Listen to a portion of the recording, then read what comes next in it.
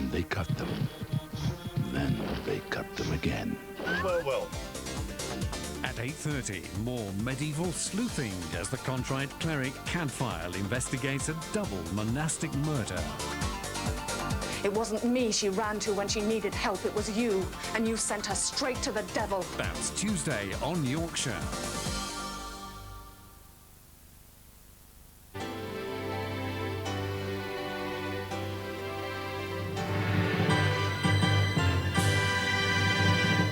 Children's ITV begins in 10 minutes' time after our latest news headlines from ITN.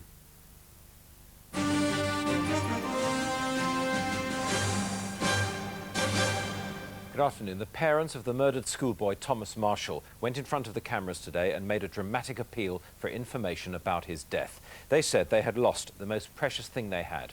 Police say Thomas was a CB radio enthusiast and might have arranged to meet his killer through it. Carol and John Marshall agreed to appear at a news conference today in the hope that their appeal might help police find their son's killer, who has been described as incredibly dangerous. An officer read their statement. Words cannot express the pain we feel at losing the most precious thing we had, our dear son Thomas. Thomas was at the start of a life full of promise. Please do not allow another child to be deprived of his future in such a brutal way. Detectives also revealed today that Thomas had been using a CB radio and could have been in contact with his killer. As Thomas's body was found 50 miles from home just 23 hours after he disappeared, police say some kind of vehicle would have been used and they still need help from motorists. Police hope that today's appeal and the new information they've released may help build up what has so far remained a very hazy picture of the little boy's last movements. Lauren Taylor, ITN, Norfolk. The husband of the so-called Lady in the Lake appeared in court today charged with her murder. Gordon Park, hidden by a blanket, was accused of murdering Carol Park 21 years ago and dumping her body in Coniston Water. He was remanded in custody by Barrow magistrates. A son sacrificed his own life to save his father's when their bank holiday fishing trip off the Welsh coast ended in disaster. Charles Brodie and his father John were thrown into the water by a freak wave with just one pair of inflated rubber waders as water wings. Plucked from the sea by lifeboatmen after surviving 20 hours in the water, fisherman John Brodie is grateful to be alive. The crew were amazed that Mr. Brodie was relatively in good shape. The fisherman and his son Charles had been thrown overboard from their cabin cruiser after a freak wave overturned the boat. Hello, mate. Can you hear me? I'm Sam. Yeah, let's have a look at your eyes. Neither was wearing a life jacket. Instead, they made makeshift buoyancy aids by blowing up 2 pairs of fishing waders. Charles sacrificed his own life to give his father a better chance of survival. He swam away in an attempt to make the shore after 6 hours, fearing he was being a burden. The helicopter crew took Mr. Brodie to hospital. He's suffering from hypothermia. He owes his life to his son. Hopes of a second miraculous survival are fading as a search for him has been called off. Sue Turton, ITN. The International Development Secretary Claire Short today denied that she'd been sidelined by the government over her handling of the Montserrat crisis, while the residents on the island continue to flee from the erupting volcano.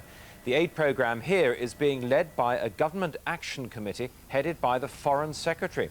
Claire Short dismissed suggestions that that was a snub. Doing more coordinating like we've been doing from the beginning. What about the setting up of the committee? Is that a snub in any way to you? It's not a new committee. The Foreign Office have been coordinating from the beginning. Do you not? A blind woman has dropped her plans to buy a flat because other residents didn't want her there. Lorna Tandy wanted to buy the purpose-built flat in Bournemouth, but was too upset after 8 people living there signed a petition saying she would be a fire hazard. And on the early evening news, we'll hear from Lorna Tandy about how she feels about that. Also, the Prime Minister returns from holiday tonight to a full desk. All has not been peace among his ministers while he's been away. We'll assess the problems awaiting him. Join me, 5:40.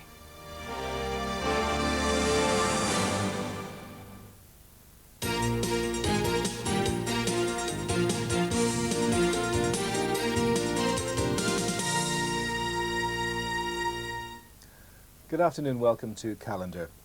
A group of parents are taking their local education authority to court in an attempt to get their children into the school of their choice.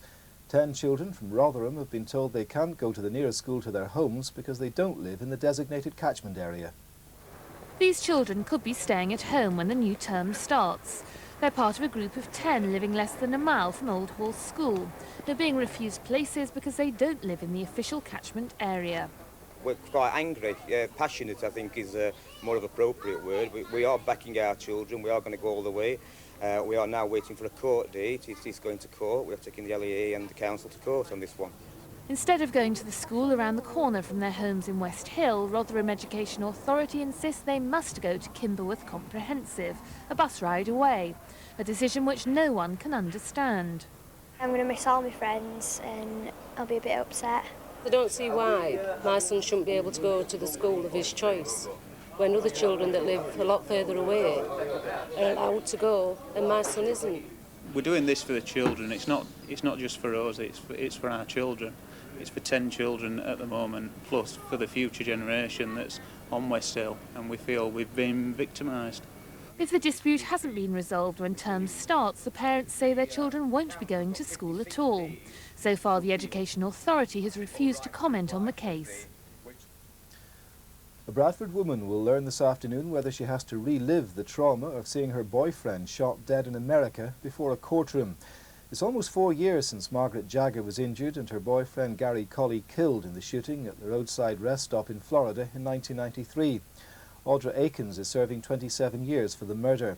At a hearing earlier this year threw out a portion of his original plea. Officials are attempting to have him recharged over the wounding of Miss Jagger, which could mean she has to return to Florida to give evidence. The family of CJD victim Matthew Parker in London this afternoon calling on the government to fund more research into the disease.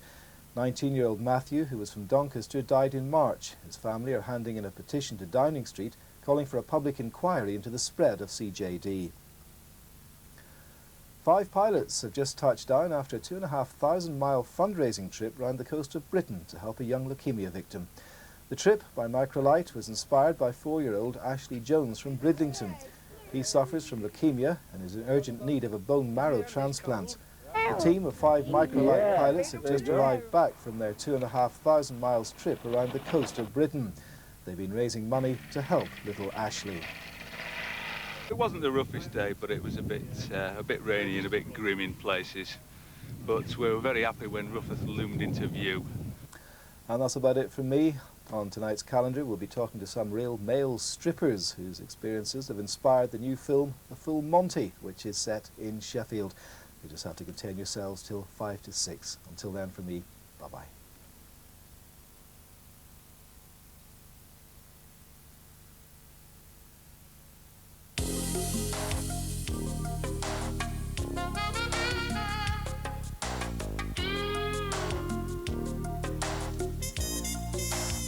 In 5 special edition packs, Walker's new cheese and chive flavour are so irresistible.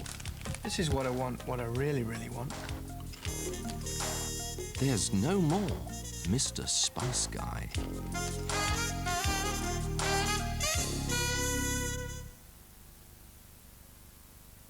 Stubborn dirt like this can be removed with tough scourers, but they can also scratch delicate surfaces. New Vileda Active Wave is different. Its special coating is made from per-active material which breaks up the dirt and lifts it clean away. It's effective even on tough baked-on dirt. Perfectly clean and without a scratch, even on really delicate surfaces. New Vileda Active Wave, tough on dirt, but gentle on surfaces.